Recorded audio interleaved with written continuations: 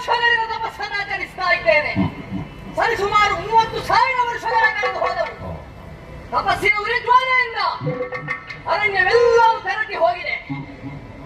ಇಂತಹ ವಿಪರೀತವಾದರೂ ಕೂಡ ನನ್ನ ತಪಸ್ಸಿಗೆ ಪರಶುವನ್ನು ಮೆಚ್ಚಲಿಲ್ಲಲ್ಲ. ಮೆಚ್ಚದೆ ಹೋದ್ರೆ ಈ ಕಾಯ ಉರಿದು ಏನು ಪ್ರಯೋಜನ? ಬೇಡ ಬೇಡ, ನನಗಿಂತಹ ಬದುಕು. ಅದಕ್ಕಾಗಿ ಕಾಣುತ್ತಿರುವಂತಹ ಯಾಗಗುಂಡಕ್ಕೆ ನನ್ನ ಶಿರವನ್ನು ಚೇರಿ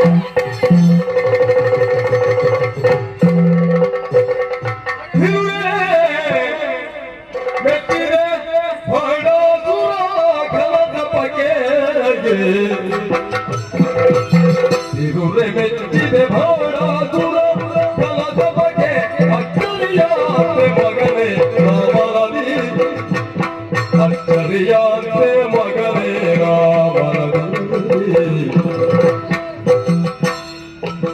ಉರಿಗೊಳ್ಳುವುದಿದೆ ಜಗತ್ತೊರೆದೂತ ಭವವೇಗ,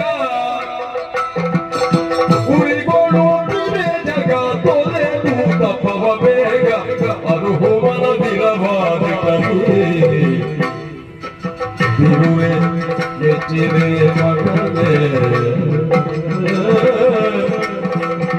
ತಿರುವೆ.